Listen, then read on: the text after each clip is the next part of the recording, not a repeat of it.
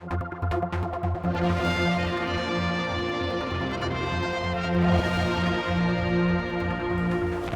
along to Manx Gas this morning for their big announcement on how things are going with the conversion project.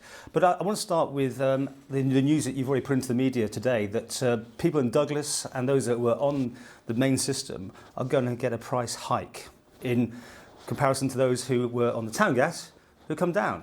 Why? Well, from January the 1st of next year, Manx Gas, on behalf of the Isle of Man government, is introducing an all-island central heating tariff. And this means that every central heating customer in the island pays exactly the same for their fuel, regardless of where they live or what fuel they're on. Because currently, natural gas is a cheaper product than both LPG and the former town gas product. So people that lived in the north, west and south of the island prior to conversion, and customers on LPG cylinders and LPG bulk tanks currently paid more for their fuel than customers in Douglas. So what the introduction of this all-island tariff brings is equity to the energy market, and it means that everybody pays the same for their fuel regardless of where they live. So the people that have been on the main system are now going to subsidise those who live in the extremities of the island, who get quite a discount now on their fuel bills. Currently, customers in Douglas will receive an increase that will be equivalent for an average customer around about £24 a year. And this particular increase in cost is two reasons for it, which every customer on the all-island tariff will pay. The first part is because the company now has to pay the government who owns the pipeline an increased transportation charge. So that's part of the charge.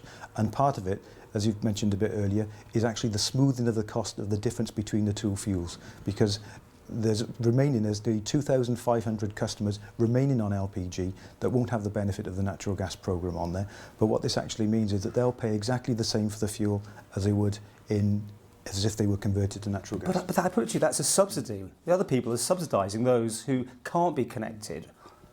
It doesn't mean that people that pay slightly more in Douglas than they would for the other areas, but the customers in those other areas will see a reduction of between £240 and £337 reduction in fuel prices for where they were before. But people in Douglas and on the main system, an increase of what, £24 you reckon, was it? It's £24 a year for an average customer, equivalent to 3.29% increase in there.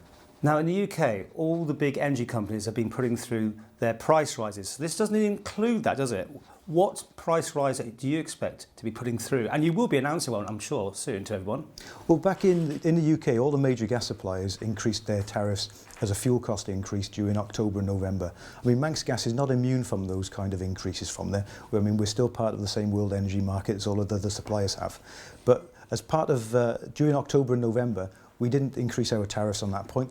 Our forward purchasing plans meant that we didn't have to increase our tariffs on there. This is completely separate to it. We've got no immediate plans of doing that from them, but like I said, we are not immune from the world energy market fluctuations. Okay, you've got no plans to put up prices at the moment, but the UK have just had to put them all through, so I don't understand. Have you just bought so much in advance that you're safe for a while then? Because I mean, 9% seem to be where they were heading as an increase, and they were announcing them, all the big ones have just done it, haven't they? Yeah. Depending on which companies they are, I'm not sure their particular pricing plans as they go through with it, but all different gas suppliers have different purchasing plans, and that will affect how they apply their tariffs. So we've got no immediate plans for doing so. I say when the major suppliers in the UK put their prices up in October, November, we managed to avoid ourselves from doing that. But say this is a separate thing from it. This is purely down to the increased transportation charge that we now have to pay the Isle of Man government, and of course a levelling of the energy market. But it does mean a significant reduction in prices for those customers who've been converted, and also the ones that remain on LPG. Quite staggering to look in the conversion programme that hundreds of devices that you came across on that conversion were unfit for use. I mean, this is people that you just came across in the conversion. If that hadn't have happened, and I'm thinking now about anyone that's on a gas item, there must be people out there who haven't had their items checked for some time, and that should be a priority, should it? Definitely. I mean, what we found during the programme, during the survey and during the conversion that took place this year, was that there was a great many number of appliances that hadn't received regular maintenance.